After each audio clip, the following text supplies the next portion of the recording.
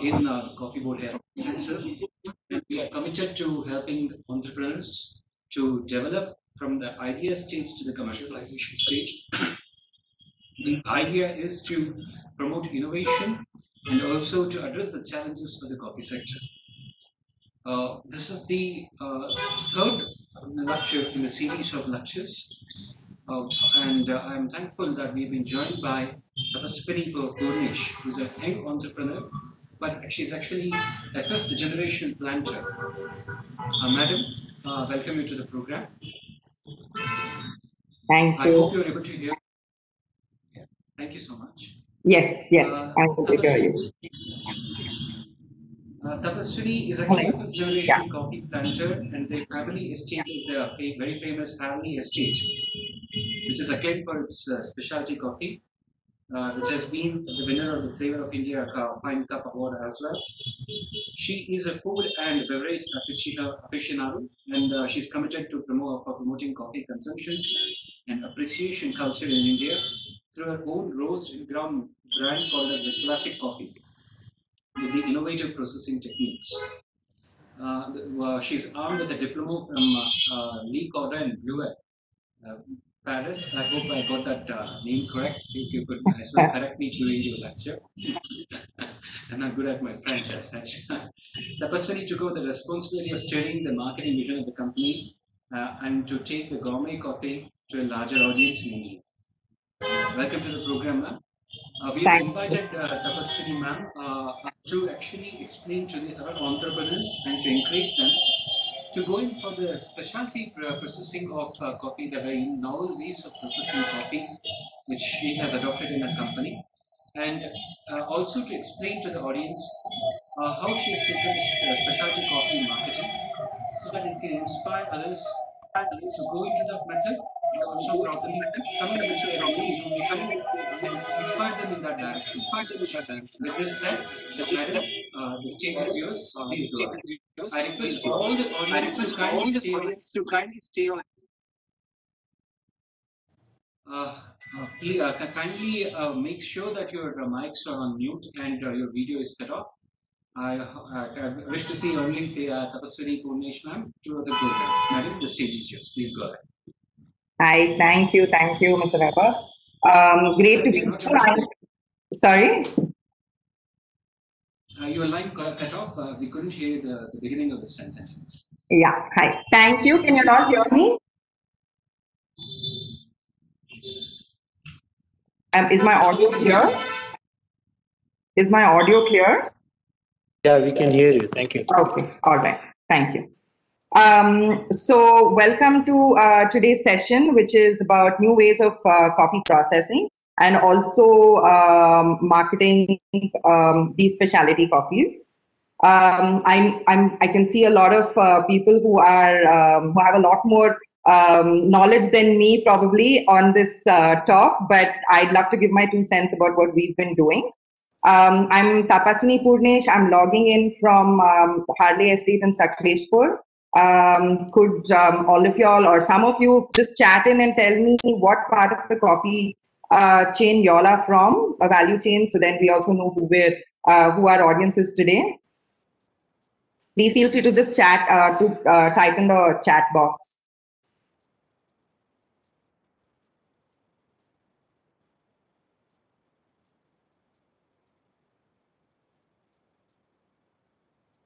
Okay, nice. Okay, so we have roasters and planters, so definitely great to see that.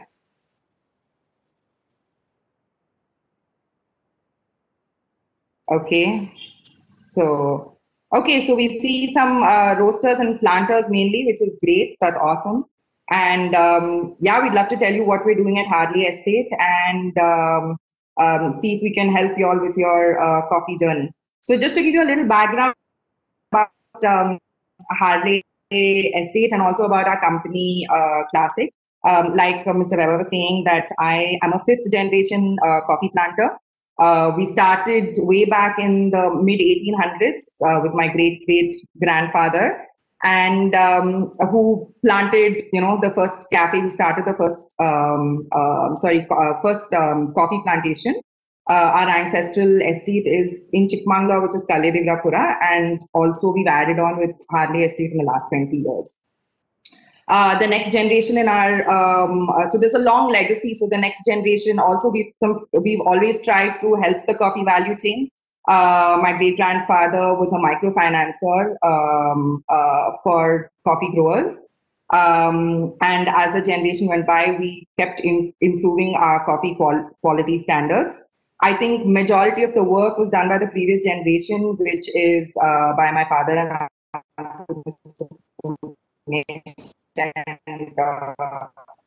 Mr. Shankar, who took coffee to India after liberalization. That's when we got into specialty coffee. This was in the early 90s, when we got into specialty coffee processing.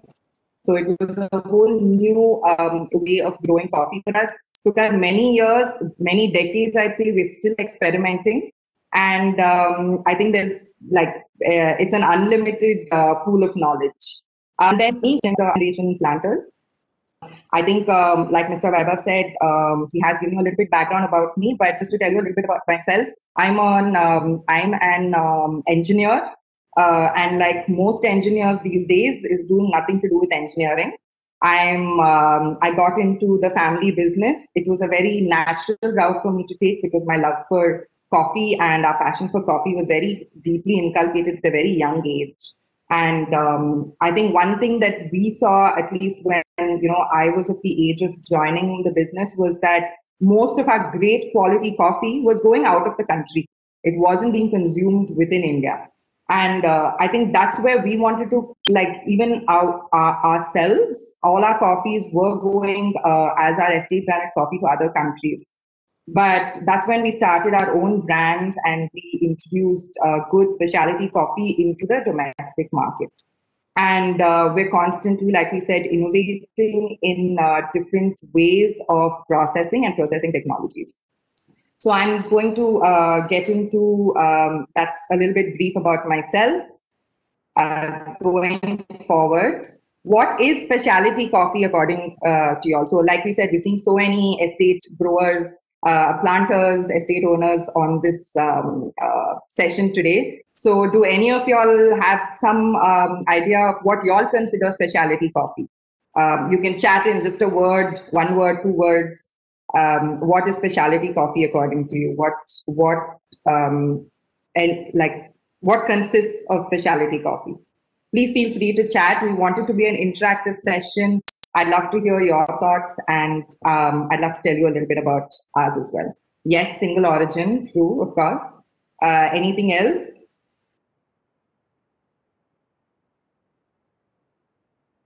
Okay, I'm still waiting for some answers, but I'm going to move on and tell you what some of the key factors that are considered for our buyers as specialty coffee. Some of the key things that we look at is, one is the elevation that it's grown at. Of course, that's relatively a lower factor right now in today's day and age, because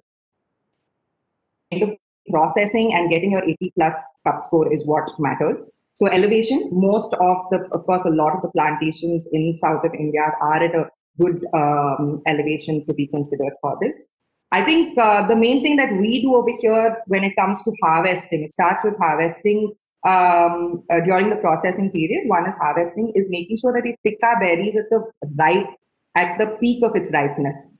So when we say peak of ripeness, only when it is, like you can see here, when your cherries are at the right, it's not overripe, it's still not green. When it's at your peak of ripeness, we pick the berries. So that also means that we may have to do multiple rounds of picking. So sometimes we do 3. This year we've even done 4 rounds of picking to ensure that we're not strip picking and we're only hand picking the ripe berries. Of course, there is human error, so it goes through multiple rounds of sorting after that. We do hand sorting to remove any unripe or overripe beans. It also goes into our pulping machine, where again, this is further sorted by machine intervention. So one is picking the right kinds of, picking your bean at the right ripeness, your berry at the right peak of ripeness. The third is ecologically friendly practices. Now, why are we saying ecologically friendly practices? Of course, we want to be conscious towards the environment. That is one huge aspect of it. But also, even for us to take back as an estate, you don't want to mess with the natural flora and fauna. It adds so much character. That's what gives your coffee the flavor profile that it has. The plants that grow around it. If you have jackfruit, you're getting fragrances of that. If you have spices growing, you're getting beautiful spice notes. So you don't want to mess with what you already have. You don't want to mess with the natural terroir. And mainly, you don't want to spoil the habitat for the natural birds and bats and other creatures that live on the estate, because they act as natural insect repellents for you. So if you have your birds and your bats, you're reducing the amount of insect plant-eating insects on your plantation. So it acts as a natural insect repellent. And so all of these, along with the processing that I'll go through as we keep going in the next slides, is what adds to your final achievement that you want, which is your 80 plus score. So I think most of you have got this right. Good cultural practices, single origin, SEA, score above 80. You're all right about this. So some of the processes, I think, of course, most of you who are into coffee processing will know that good quality coffee, you can have a 100-year-old Robusta plant or, a 50-year-old Arabica, and you can have great growing conditions, and you can have a great crop, but you can process it and completely spoil the coffee that you have or drastically diminish its qualities. And it works vice versa as well. If you have very substandard coffee, you can increase your quality of coffee and redeem its features with the right kind of processing methods. Some of the processing that we most commonly follow in India and have been following so far is your washed processing and your cherry. Of course, over the last 10 years, we've added unwashed or honey processed processing. And more recently, we've adopted methods from outside, such as Indonesia, which is the hull method. That is, again, your naturals, which are dried to, not naturals, your washed coffee, which are dried to a certain percentage. Over here, we do about 20%, we dry it by. And then we hull it and dry it again. So this is the wet hull method. And what does this do? It increases your brightness. It elevates the more earthy notes, spice notes in your coffee. So these are like I said, these are the 4 main processes that we've been following so far. And so one day we had maybe, I think about 8 10 years back, we had a buyer of ours who asked us saying, hey, can you ferment some coffee in milk and give it to us? We were really surprised. We had no idea, like, why are we processing? Why is this guy asking us for a bizarre request? But we did it anyway. And of course, at that point, we didn't understand the chemistry behind the bean, we didn't understand the science of what happens while we're processing. We just followed methods, stuck to the T and followed methods without understanding how each of these parameters are affecting our coffee processing. So, of course, over there, the idea for him was for lactic acid to act on your coffee to get more caramelized notes when the coffee is roasted. That was his end goal. But that's an experimentation. And that also opened up our eyes to see that there is a much bigger processing world outside of what we're doing over here. And that's when we started doing our micro lots and experimenting with different kinds of micro processing or special processing of coffee. We started So some of I'll start with, first of all, talking to you about some of the things that we have found useful, even just for your regular processing, even while just doing your wash and wash cherry. Some of the practices that we follow to ensure that we get the best possible result in our processing. One is we found that the varietals that we use, that is 795, Selection 9, Old Peradeniya, have really given us the best quality of, has really given us the best quality of coffee for the terroir that we grow in. The second thing that we do is once we get our, once we've done a harvest for the day, we check the Brix reading. So we check the sugar content in the berry. So what does your sugar content show us? So the sweeter it is. So if we have sugar contents in a Brix reading above 20, we do a honey or we do a naturals or a honey processing. If it's above 16, between 16 to 20, we do a washed processing. So because for a natural honey, we want a sweeter coffee. What is special processing? So I'm getting to, Steve, I'm going to get to what is special processing in the next slide. Just right now explaining with the current processing that we do, what are the parameters you can follow to have the best quality processing. So like we said, the next thing that we do is check the Brix reading. The third thing that we do is we have a ripeness board. I put a picture down here of what the ripeness board is. So we have a ripeness board. What this does is we take a sample of 100 fruits after it has been picked for the day, after the harvest is done for the day. And depends on whether it's an early harvest or later harvest. We see how many, we see what the percentage of overripe, correctly ripe, underripe, maybe damaged berries that are there. Based on which we take a call, okay, if we have a good like 95% of ripe, correctly ripe beans, berries, we do a natural process for it. If we have a lot of underripe or overripe berries in that day's harvest, we do a washed process because that's definitely better to redeem its features. So the next is when it comes to fermentation. So when we're doing fermentation, some of the things that we look at is your TDS level of the water, which should be less than 250. How long do we ferment it for? And the third thing is the pH level. So generally, when you're putting it in for fermentation, your pH level will be about 6.5. We make sure that it doesn't go below 4. So moment it starts, we make sure that your pH level is 4 or above. So these are some of the processes that we follow. And the last is doing slow drying. So slow drying is something that we really found that makes sure that the your drying is even, make sure that we get a lot more sweetness and brightness in our coffee. And this we do by using raised drying beds. So this really helps in slow drying.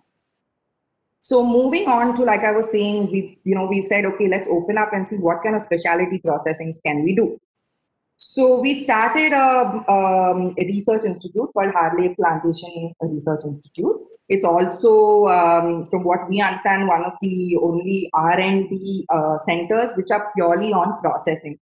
If you see, I don't know if you guys can see me, but if you see a board behind me, we have about 60 plus processing methodologies that we have tried so far.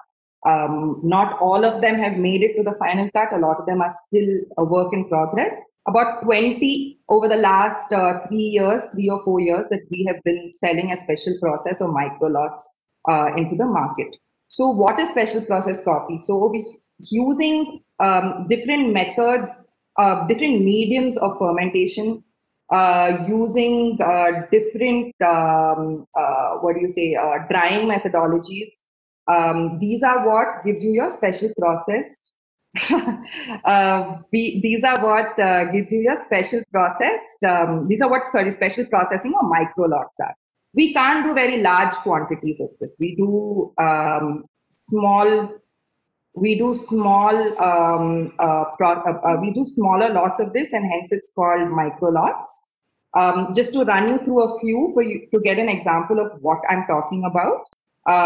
One of our most popular ones currently is Pitya. We sell it, and these are all again unique to each seller that we're selling it to. So Blue Tokai buys our Pitya from us. So Pitya is basically naturals that we work with. So before I start up, just to give you I'm going back one step. One of the other things that we do with our microlots is we work with a lot of other research facilities to get the kind of strains or enzymes that we want to help, which are unique to Harley Estate, to help with our processing method. So over here, Pichia is a strain of an enzyme that we use. What Pichia does is we ferment our naturals with this Pichia strain. What this does is it breaks down the citric acid and it adds a lot of berry or floral notes to your coffee. So this is the Pichia. Then next I'll move on to the carbonic maceration. Of course, carbonic maceration now, there are a lot of estates that are doing this. But when we introduced it 2 years back, in 2017 actually, so 4 years back, into to our first buyer, we were the only ones in India doing carbonic maceration. And what is carbonic maceration? Basically, it's an anaerobic way of processing your coffee. So what is this? There is no oxygen when you process in carbonic maceration methodology. So we put in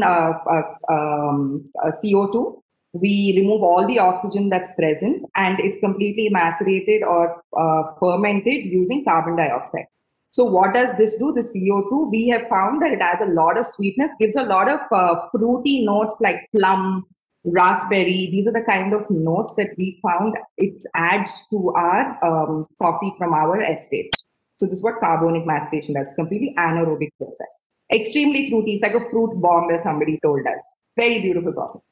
The micro lots means how many kgs. So I'll get back to your questions as we go, as I finish this part of the presentation. So carbonic maceration was one. Next is double fermentation is another process. Over here, the first two are naturals. Over here, we're talking about a washed coffee. So what is double fermentation? We ferment our washed coffees twice. We go back to our roots. We use leg washing, where we have a whole bunch of us who step on the coffees and do leg washing. And it gives you a lot of flavors which are similar to the Burundi coffee from Africa, which is a very similar kind of processing that they do over there. It gives you a very nice clean cup is what we found in double fermentation. So it's fermented twice, and we use leg washing for this, and gives you a very clean cup. And the last is barrel aged, which Dora is currently enjoying, as she said. So our barrel aged coffee, we have partnered with, we have exclusivity with Amrut whiskey, with Amrut distilleries in India. We use their whiskey barrels that they have processed their specialty whiskeys in. And we ferment our coffees in these barrels for anywhere between 30 to 60 days. The moisture which is present within, as well as unique enzymes, again, which we have worked on with other research facilities. We use this to process our barrel-aged coffee. So this is our whiskey barrel-aged coffee. Like this, we have wine, we have rum, we have so many, like I said, 60 different processing that we have tried. And we'd love for you all to come here. We also have a processing bank where you can come and choose the kind of processing that you want to do for your coffee, and we will help you with this. You can pick up strains from us. You can learn the processing methodology from us at HPRI. But this is some of the 4 main ones that I've given for you to understand what microlots are. Just to answer how many kgs by volume. So anywhere between, we have nanolots, which are maybe about 30, 60 kgs, that's it, as low as that, up to about 2 tons that we work on.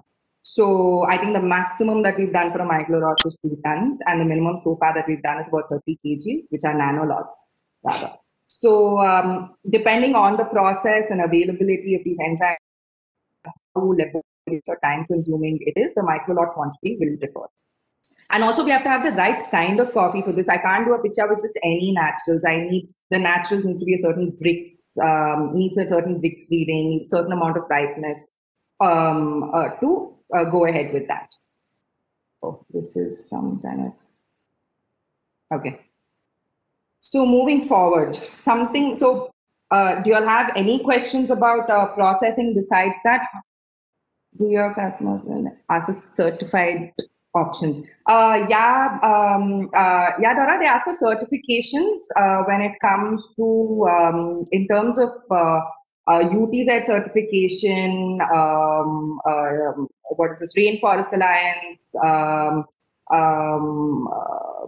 better fair trade. I think these are some of the certifications that they ask for. But otherwise, we do have micro lot festivals where people come. We have our buyers who come, try our coffees. We even work on unique processing for certain buyers. They come and they stay with us, work with us to get their, get a coffee which is to their consumers' taste profile. Preferably Indian coffee so far have not, Indian buyers so far have not asked for too many certifications. Of course, buyers abroad, when we export, do ask for certifications, and it gives us a better premium when we're selling our coffees there. So some of the other value additions that we do on the estate, we don't just stop at our specialty coffee processing. Other new things that we are trying is also, which we currently sell, is coffee blossom tisane. So that's teas made from your coffee blossoms. Of course, again, labor intensive because each of these are hand-picked at the right time once pollination is done and all of this. The next is we do cascara, which is the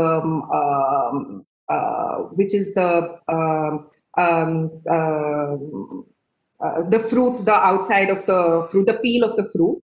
That's cascara. And we also do something called coffee leaf tea. So we use the leaf of the coffee and brew it just the way we would brew like your green tea. It's very high in antioxidants, actually very beautiful to taste. Your coffee blossom tea has beautiful tastes of like jasmine, oolong. Cascara is like a nice sweet tamarind flavor that you get. So these are some of the extended, we make use of all parts of the coffee plant, and these are some of the other added products that we have from Harley Estate.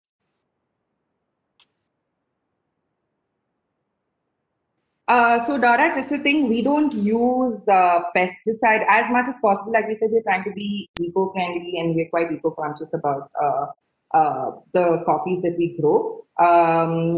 The fertilizers, the pesticides used are pretty much very minimal. Also, of course, all these things are chemically checked, they're washed. We hand pulp. So another thing that we just say about our cascara is it's all hand pulp. And it's not what is pulped in the machine and used. So yeah. So moving on to, so now we've got great specialty coffee. We've grown our coffee now. We have all these byproducts that are great. So how do you go out and market this coffee? I think this is something that is as important as growing, because you can grow great coffee, but if people don't know about it, or if you don't follow service, you're not going to be able to sell this coffee. So of course, right now you have a very evolved, you have people, India and around the world, who have very evolved palates. They know that they want, they want, okay, I know I want a black coffee. I know I want it medium roast. I know I want certain flavors in my coffee. I want it, I want only small batches, etc. So what do you all have any ideas of how we would go out and market these coffees? What are your ideas to go out and market these coffees? What do your buyers look for? What are some of the things that you all would be concentrating on with your buyers? Please feel free to chat. And people who are asking for HPI appointment, you can get in touch with me later and we can set something up. So if you all don't have anything, any inputs on this, I am going to move on to the next bit. So let's come to, so there are two segments in this. One is where we're selling our green coffee. The other segment I'm going to talk about is also branding your coffee and selling the roasting ground coffee to the market as your brand. So over here, I'm talking about B2B, which is mainly in green coffee. What do your buyers look for? What are our buyers look for when they're buying from us? The story. They want to know, they want to sell your story. So we have people in Germany, US, London, India, lots of buyers in India, and they all want to sell a story. They want a consumer to see the face of your buyer. Who is the planter behind all of this? So sell your story. Talk about how long you've been in the business. Talk about what are the special what are you doing differently from other estates. Really sell yourself. They want to know about this.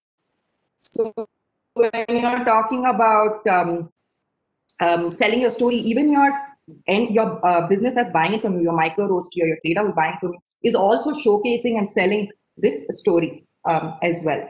So if you have, just to give you some examples of things, this is Harley Estate Coffee in Fortnum and Masons. It's the only Indian coffee so far that's been put up on Fortnum and Masons, and this is through one of our roasters who buy it in London, and he sells it to Fortnum and Masons as Harley Estate Coffee.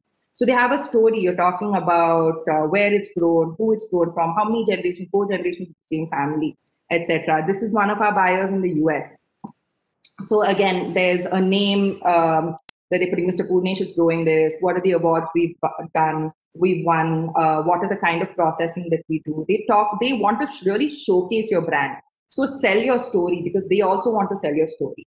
The second is be unique. If you have a Blue Tokai, a third wave roaster, an Albuno, a dope coffee, you don't want, most of your buyers don't want to have the same coffee. Like, not everybody will buy a picture. They all want exclusivity.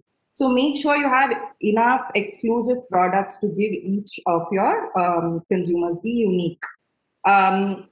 And the third thing is, I think that we have seen as traceability, that our consumers really appreciate and like.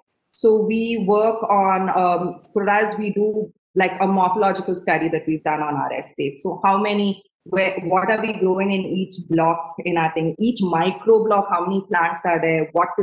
When were they planted? What are the other trees that we grow around it? What are the flavors that we get out of each micro block on our estate? So some of our buyers not by single origin, they also buy single origin, single estate, single block coffee from us. So they buy coffee from a specific micro block from us when they're buying their coffees. And every year they get it from the same block of estate. So traceability is another huge aspect. And the third and the fourth thing is making sure that you have certification. Certify yourself with UTZ certification, being a fair trade certification, like I was saying earlier, rainforest certification. All of these certifications really value add to your end consumer, and they will. And like I said, your buyers will showcase this. They want all of this to sell to their consumers. So I'm just going to move to the next slide, which is a video made by one of our buyers in Germany, just talking about how we are fair trade.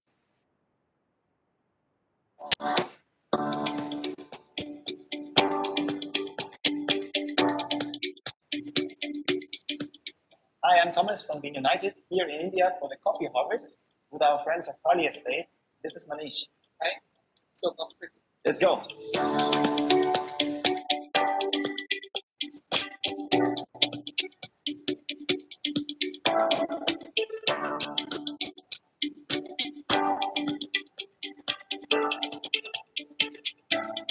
Teamwork is very important.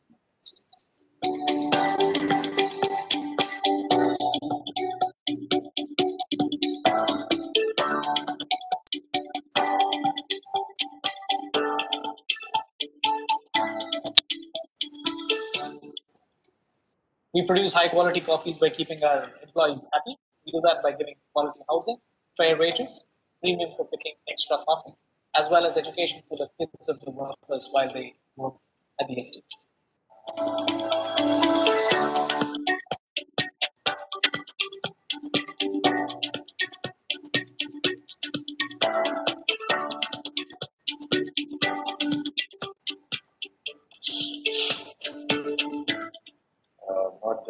very much. I really appreciate. It's a wonderful word and wonderful way to do it.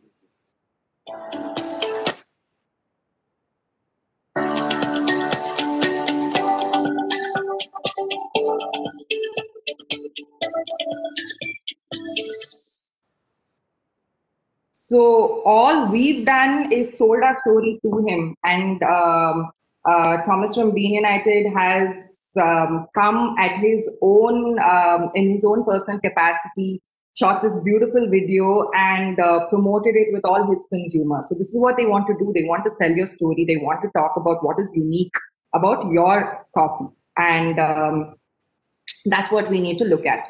Now, the last thing that I would say is packaging. So far, of course, from what we have also been in the business for this many generation and decades, that we've been doing specialty coffee, we do have good quality packaging when it goes to a B2B consumer, but we've never really concentrated on branding our B2B site.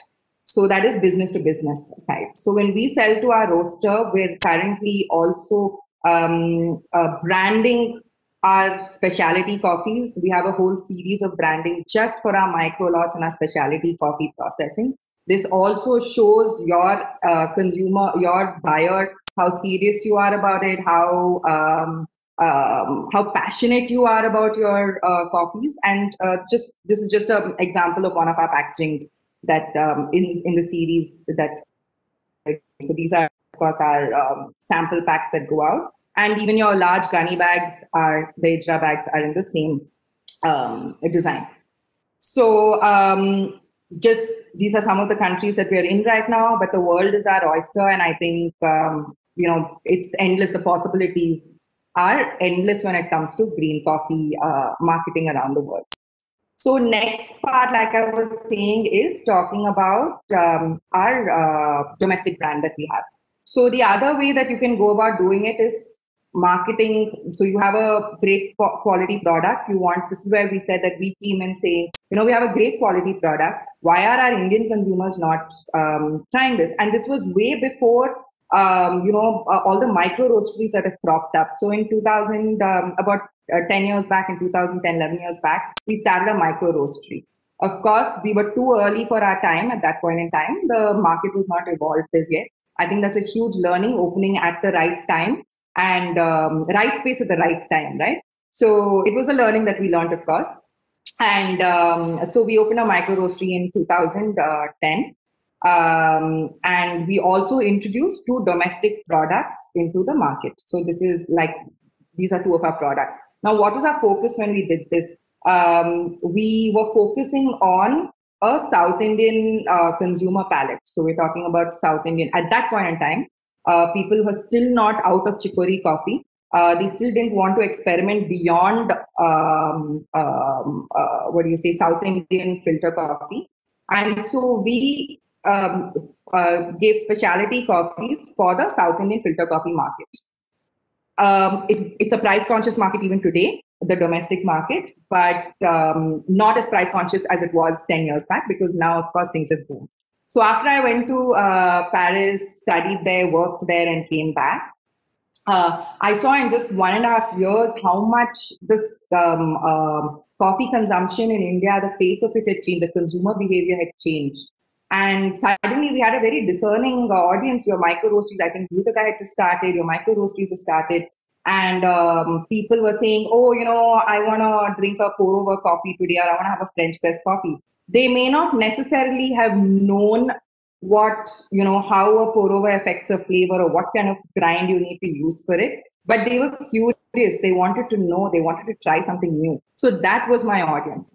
So when it comes to marketing, some of the main things to know is to start with is knowing your customer.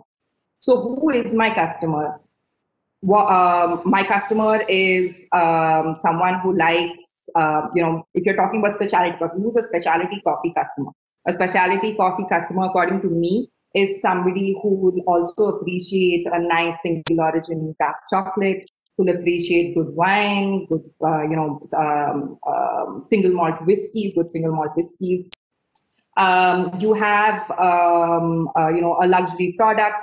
So they're all your customer base. Now the next thing is for getting this customer base to actually try coffee. They might not all be coffee drinkers already. So we want these people to appreciate the finer things in life, who don't mind spending the money, who have a nuanced palate to try your coffee. So that's the next step. So what we did is when we came back, we realized it's a very young crowd now who are drinking coffee. They have now traveled, they have a more global perspective. They've traveled abroad on work, on education, on vacations. The earning capacity is a lot more right now. And we realized, yeah, so a lot more people were had a much more global perspective. This was, I think, around 2015. And so that's when we introduced a new range of coffees, because you have to keep in time, keep with the times. So over here we have, I have 4 different types of coffees for different times of the day. So this is for somebody who doesn't necessarily know their coffee, but we were trying to target somebody who wants good coffee. So he doesn't know whether he or she doesn't know whether they like, what kind of grind size is required for a French press. But they do know they like it black, they like it, and they like the French press coffee. So we have a French pressed coffee over here. We have something that you can have in the morning. We call it Blaze, which is a morning blend. We recommend it with milk. We recommend it as a filter coffee. We have something for desserts after, so like an post dinner drink. So like this, we made the choice of choosing the beverage much easier. Again, 2 years back, we expanded on this range and we started the single serve coffees. Of course, today single serve coffees have picked up drastically. But another example of getting into the market at the right time, I think if I'm not wrong, Coffee Day actually introduced single serve coffees almost 10 years back. I remember a really long time back, Coffee Day had introduced these single serve coffees. At that time, nobody knew what a single serve coffee was. They were still not used to drinking black coffee. Like I said, the palate, their awareness of coffee was very, very minuscule, except for going to a cafe and sitting and having coffee or brewing a filter coffee at home. So again, entering the right time at the right, bringing the right thing at the right time is very important when you're marketing. So knowing, so that's a very important aspect. So what did we do? So when we introduced, say, the single serve coffees, who were our target audience? Who would somebody like this enjoy? We enjoy, who would somebody like this enjoy? According to me, or according to our team, it was travelers. Because you're traveling, we get very bad coffee in most minibars in hotel rooms.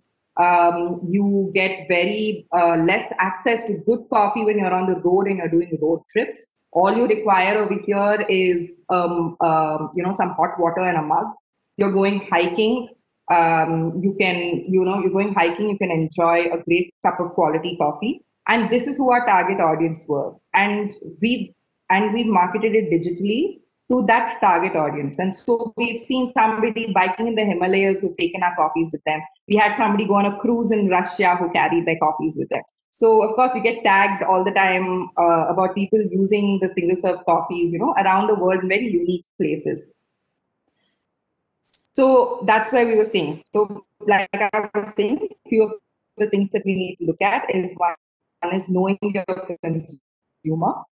The next thing is, now that you know your consumer and you have a product based on the consumer, next is educating your consumer. Like we said, we have a large audience. You have people from in different segments of life. You know what their taste profiles are. You sort of profiled down your customer list. After this, what next? You've got to get them to try it. So for you to try this coffee, for you to get your consumers to try coffee, we started to educate our consumer. Now, what is the difference? You get wine for 500 rupees, you get wine for 5,000 rupees. What is the difference? Why would I choose a 2,000 rupees or 3,000 rupee wine over buying it for 500 rupees, right? Talking about what is different about yours. Why is it priced so high? why is specialty coffee price so high? What are you tasting different in your specialty coffee versus your regular coffees that you're drinking? So you need to educate your customer if you want them to pay the kind of money that you want them to pay. Because at the end of the day, why are you in specialty coffee? One is to give your consumer a great coffee drinking experience. The second is, of course, the price that you're going to get for specialty coffee. So educating your customer. So that's where we have a whole bunch of different aspects that we went around to educating our customers. Like I said, when I got back from Paris, one of the things that I saw and which really stuck with me was how in France you'd always have your wine during your meal, but you'll end your meal with a nice cup of coffee and a dessert paired with it. So what is the hook to get these people to come for your workshop if they're not already a coffee drinker? So we kept the hook as dessert. So we said, come join us. We'll talk to you about how to pair desserts with coffee. And that's exactly what we did. So we had, at least 30, 40 people a month. We do workshops in our coffee lab in Bangalore. And this is our lab. So we do workshops in coffee lab in Bangalore. And we would talk to people about different brewing equipments, how your grind size matters for each equipment, how the brewing methodology matters. Talk to you about different brewing equipments at home, and also about how you pair food or desserts with this. So this is how we started our workshops in the first place.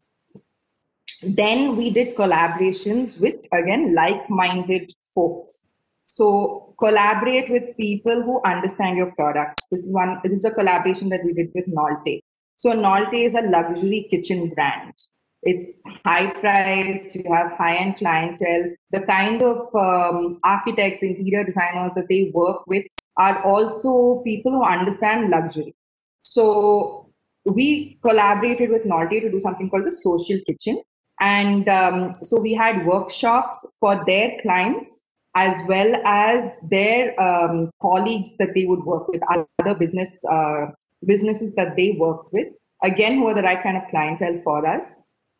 We partnered with companies like Cred, which is an online credit payment platform, which is, again, Cred checks your credit score before you're even allowed to get onto the platform. So you know that you have an affordable crowd and the right kind of crowd who's looking at your product. We currently have now, moved digital. Of course, everybody is in the digital space right now. And that's where you've got to concentrate. I think all our concentration right now in the last 1 year has been on the digital space. What we're doing is virtual coffee tasting. So this is what goes into our virtual coffee tasting box. We have various types of coffees for tasting. We have tasting cards. We have sensory tests that we do. And this virtual coffee tasting, the box goes to your home. You can be anywhere, Delhi, Bangalore, Bombay, it doesn't matter. Your box will be sent to you. And you'll have a one-on-one tasting session where you get to understand and experience and learn how to cup your coffees, what kind of flavors to look for, etc. So again, that's under educating your consumer.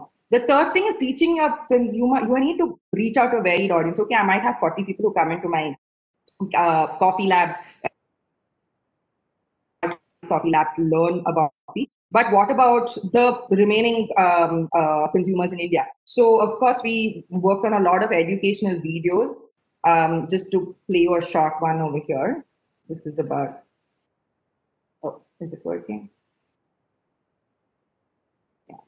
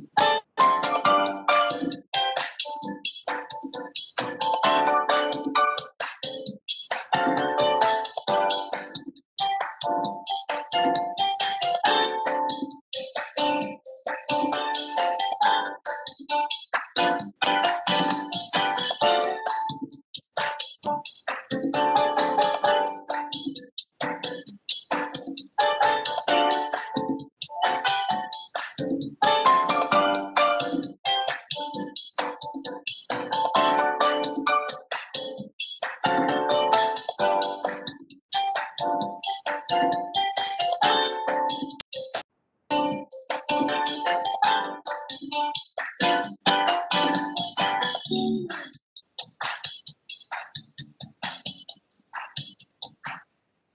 yeah, so we have a whole series of educational videos which reach out to a larger audience using online platforms such as Instagram and Facebook mainly. So of course these platforms have hugely helped us with marketing and giving visibility to our coffee, and I think you need to really extensively use social media platforms, which I think a lot of us are. But if you haven't really get in the game, even if you're a small time estate, get into create a small page, talk about your estate, talk about what you're doing differently on your estate, and I think that's a great way to market your coffee, being on social media platforms. Something else that we do is specialty coffee trails during the harvest season. Actually, we have one tomorrow. So it's a 2-day program where we have our consumers. This was last month. We have our consumers coming in. They do a coffee trail with us as we grow. Also, like a lot of other estates like a lot of other estates, we also have multi crops like areca, cardamom, cocoa, pepper, etc. So we do an estate walk with them. They get to harvest their own coffees. They do a coffee lab experience with us. They learn about roasting. So the whole coffee value chain that they learn about, which is a good 2-day program. It's a lot of fun, very interactive, and I think we have personally seen over the last few years, we do this every year, we've personally seen over the last few years how non-coffee drinkers have started appreciating and consuming coffee on a regular basis due to doing these specialty coffee trails with us. Something else, again, I think for small growers, that also a way to market is your brands, if you have a brand,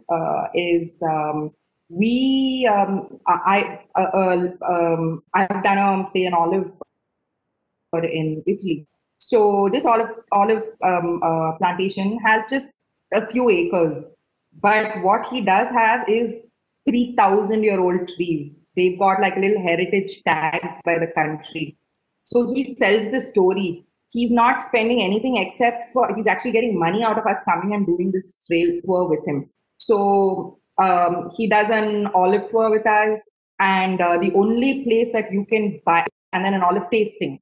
And then after which, the only place that you can buy his olive oil from is from his estate. So you can either directly write to them and buy it from your estate and get it shipped anywhere in the world, or you can buy it directly from their estate. So if you're a small planter, you don't want to invest in going out there marketing your coffee in retail stores in other places.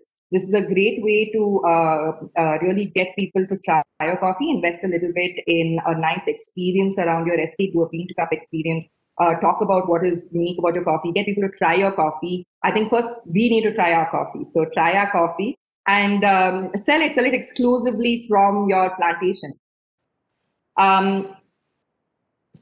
Moving forward. So another segment. So now we've educated our customer. We've done with the education. But what is the last? We need to make sure that our consumer can get his or her hands on the product. Some of the places that we have found that are right for specialty coffee is where you have gourmet specialty stores. In Bangalore and in other parts of India, we work with places like, we have our products in places like Nature's Basket, Go Native, Namdari's, etc. We are also, another huge clientele for us is travelers. In both international and domestic. International, of course, is generally a crowd that is willing to spend a little bit more money on good quality specialty coffee. So airports is a huge boon for us. We're there in Bombay, Delhi, Bangalore, Hyderabad, Calcutta, Kochi. So we're in international and domestic terminals in all of these airports. This particular one is from the Delhi International Terminal. So we have special packaging just for the airport. attractive. It's Indian, because that's what people want to gift people when they take something back home. They want something from India, and that's actually a huge business for us doing airports. So, and being in, of course, retail, gourmet stores, select the right kind of stores for your product because it's not going to sell just anywhere or everything. Something else that has worked great for us is also shop in shops. So we have smaller lots of freshly roasted coffees where your consumer can come into your retail store. This was in Nature's Basket. This was in Nature's Basket. We grind the coffee. There's no limit to how much you want. Even if you just want a 20-gram sampler, take a sampler and go home and try. So we have, we grind your freshly roasted coffee there for you and package it and sell it. And this is in Nature's Basket. This is in Go Native, the similar format that's formed. And we have it in other stores as well. This is the shop-in-shop method that we have found useful for specialty coffee sales. And last but not the least at all, the most important is being online. Today, it's online is the only boom, and that's where you've got to be. You have to market yourself online. You have online. If you want to grow in this space, and how you sell yourself, right? Like I said, sell your story, get with the times, be informational. That's what people want to do. So besides having very interactive social media pages, we were initially on third-party sites such as Amazon, Beantek, Qtrove, and a whole host more. Over the last 2 years, we have extensively, invested our time and energy on our own e-commerce platform. And your own e-commerce is best because you have control over your price, you have control over, your shipping costs, you have control over how you want your product to look, and everything is marketing about your own product. A platform like Shopify is great if you want to start up. Our entire website is just done by me and my colleague. We do not got anybody from outside to come and do the website. It's a very easy to use platform, Shopify. And just get on even today, whatever products you have, start selling it, create a page if you have a business. And I think being online is the best way to market your product, and that's the future. So we shouldn't miss out on that. So that brings me to the end of our session. I think I've taken about a good 1 hour of your time. I'm open to any questions and a Q&A. If you have anything specific in terms of, okay, where do I get a certain packaging from, costing, visiting the Harley lab, please reach out to me directly. Yeah, please reach out to me directly because it's easier to coordinate the same. Otherwise, I'm opening to. I put my number and my email ID in the chat. Any questions I can answer regarding specialty coffee or about marketing, please feel free to put it in the chat box, and I'll try my best to answer what I can right now. So thank you so much for your time and for taking the time out and listening to me. And our experience. So I put my name and number. Does anybody have anything to ask me besides the questions that are already here? That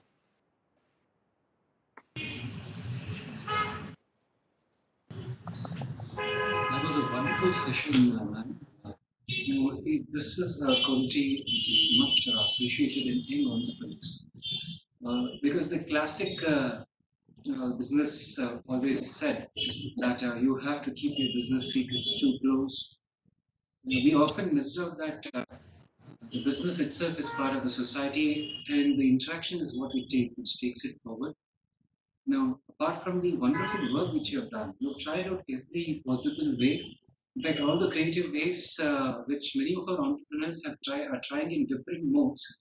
You've tried it as your own single enterprise. Appreciation and applause for that, and also the way you presented it. I know with the amount of openness, it requires applause. And I'm sure many of looking at the comments which I've received on WhatsApp and also on the chat box, They have a wonderful appreciation for your presentation today, the participants. Now the session is open for questions. You can as well type in the chat box, or you can open your mic and ask the questions. Thank you so much, ma'am. It was a wonderful session. Thank you, Mr. Weber. Thanks for the opportunity to be able to share what we know with. So, It's a any, very beautiful experience that you had. yeah, thank you. Do you all have any questions regarding anything specific regarding today's session? And like I said, I've given my number and my email ID. So if you have anything specific, of course, you can email me. But regarding today's session, if you have any questions, please feel free to reach out and I'll try and answer the best I can. Thank you, Mr. Webb. Thanks for the opportunity. It's getting to be able to share what we know with. Any do you all have a really special session? Given ideas of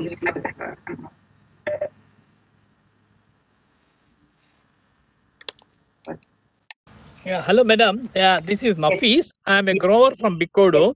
Yes. Yeah, I'm trying to see. I produce about 25 tons of coffee. Okay. And hitherto our only concentration only on production. Okay. And we used to sell our coffee to Cafe Coffee Day. Okay. And now because that business is closed, actually, we find we are looking for a person to buy our coffee, and then we follow all our good culture practices. We hand pick it and water wash and sun dry, and then a lot of care we take. Right. Is there anything like business to business thing, like where we can also give our coffee to you to sell us a specialty coffee? So we do have something called a processing bank that we've started or starting, which is very similar to what you're saying, where you work can't with able to follow you. us and starting. Hello. It is very similar to what you're saying. I think where you work with. You just have a question for the speaker to speak. Otherwise, it gets echoed.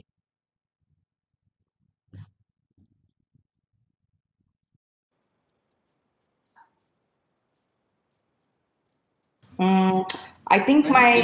Can you speak now? Hello? Better? Yeah, it is better now. Please. Oh, okay, fine, all right. So, Mr. Nasif, like I was saying, that we do work on a processing bank where you can work with us and also, work on the kind of processing that would, if your coffees are up to the mark that we sell, and also the processing methodologies. Of course, there are collaborations that we can look at as part of our processing bank, and you can get in touch with me at my email ID and my phone number that I've shared. So that's definitely a possibility for sure.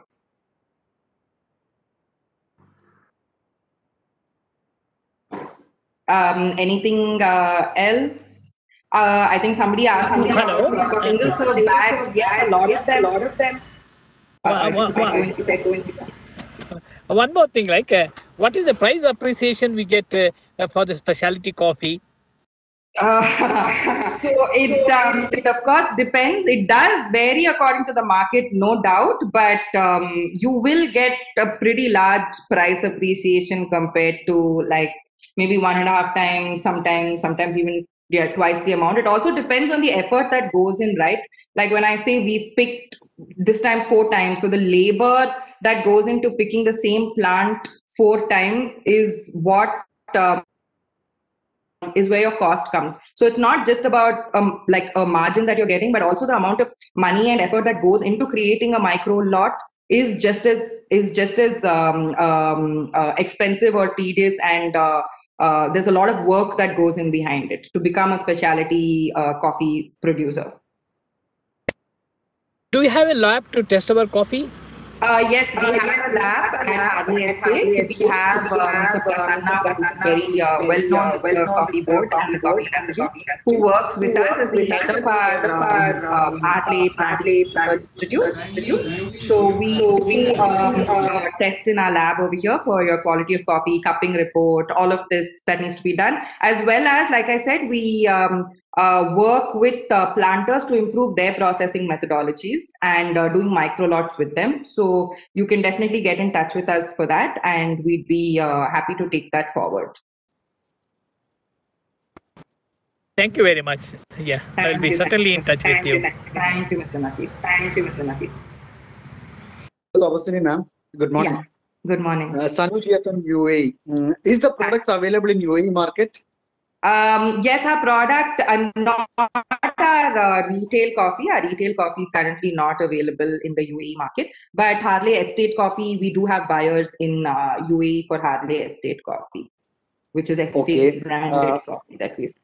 And regarding the single serve coffee, the Yes. filter paper, according to the porosity, is available, is taken from India, or is it outsourced from China? Not necessarily China, but we do have Taiwanese makers. We do have people from Japan making these single serve bags.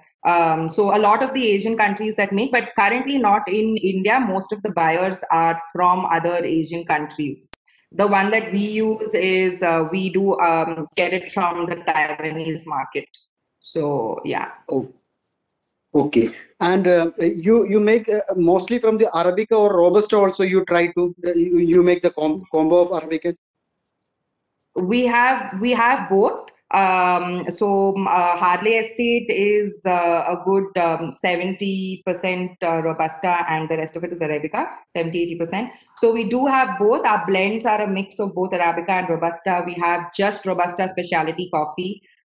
We have Arabica, just Arabica specialty coffee. So we have both. We have a mix of both as well as individually. Okay, we do have a small farm in Wayanad where we grow nice. Robusta and Arabica. So anyhow, I'll be contacting you, ma'am. So yeah, please, Mr. Sanuj. Thank you. Yeah, thank you. Virtual tasting is. Hello, Tapaswini. I'm Kiran from Vikas Visakhapatnam. Yeah. I really appreciate the artful heart that you have in promoting the products, like the color combinations. Thank you. And in fact, they make people get attracted, and at least half of the work is done. So the way you are presenting, it's really wonderful. I really appreciate the work you are doing. And we are also doing with the small farmers. Is there any way we can collaborate? We can benefit from your experience and expertise. Yeah, sure. Why don't you get in touch with us and we can see what we can, what you'll have and how we can help each other out for sure. Please do call me or write to me, and we can see how we can collaborate and work with each other. Thank you. Yeah, thanks. I think Mr. Jaykumar was talking about virtual tasting kits. Yeah. A great way of getting domestic folk interested in specialty coffee. We recently, last month, we did a virtual tasting kit with a higher level employees of Google. So again, similar kind of clientele that we're talking about, people who have a global perspective. And we did about 60 virtual tastings with just the Google high level employees based out of India. And so I think, and then we did a long session, a good 1 hour session with, again, higher rung employees in Mphasis. So a lot of tech companies who are interested in this, who are getting, it's a good audience for us. I think that's what we've seen as well. So definitely, I think the tasting kits have been a huge hit so far, and is only going to improve. Yes, Mr. Jaykumar, an individual can order it. I'll give you we do it on we have a date set, and we do the tasting session based on a certain date. So we have some virtual tastings coming up, and I'll send you the link for the same. Any other questions that I can answer? I have a question. Yes, please. Vaibhav, the question I have is a lot of our incubators are all in an experimentation mode. They are into proof of concept. Many are into technical aspects. For example, Mr. Jai Kumar, he is a person who's trying to develop an app which is into helping farmers in terms of maintaining their farm in a smart way. It's an app which gives the best of the package of practices and gives step-by-step planning of the farm as such. Okay. Similarly, we have people who are into traceability. We have people who are into blockchain. Some have already developed their product. Correct. Some are into e-trades and other things as such. Okay. So if we, since you are a very established entity, Right. would they be, would you be open to experiment with their products? Test them and refer them to you. Sure, Mr. Weber, definitely. Actually, we're right now in the process of implementing a farm management and traceability software, which we're doing completely. We're not buying a ready-made product, but we're definitely customizing it to our estate. We're in the process of doing this. So we'll definitely be open to, meeting some of your, incubate piece that we have, and we definitely see what kind of products they have and explore that option. We're definitely willing to do that on the estate. So you can put them in touch, and we'd love to take that forward. Thank you so much for that. Now, I think we've almost come to the end of the session, and since you provided your contact details, yes, I'm sure they'll be in touch with you as well. Now, this session has fulfilled its purpose as well. Is there any other question? I heard a voice in between. Yeah, if anybody has any question, if I missed something, please feel free to write to me, and I'll be happy to answer that as well. I'm also on that group, on the group as well, so you can WhatsApp me my number. So, any other questions I can answer? Thank you so much for taking time out of your very busy schedule. This is a very important season which is going on. You have a coffee trail coming up despite of that you've taken time. Much appreciate your presence here, man. And thank you so much. Thank you everybody so much for listening in. It was a great session, and looking forward to connecting with all of you. Thank you, Mr. Weber, for the opportunity. Thank you so much.